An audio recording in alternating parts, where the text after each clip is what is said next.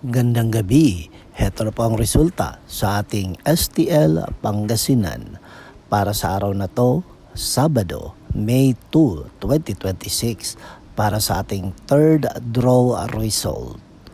Maghanda na kayo at heto na, ibibigay ko na ang resulta sa ating third draw.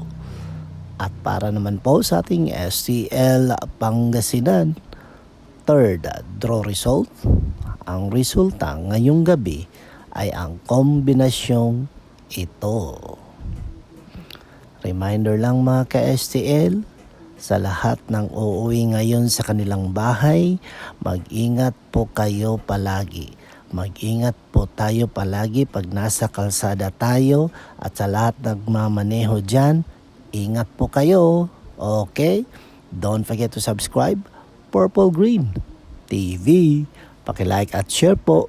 Thank you.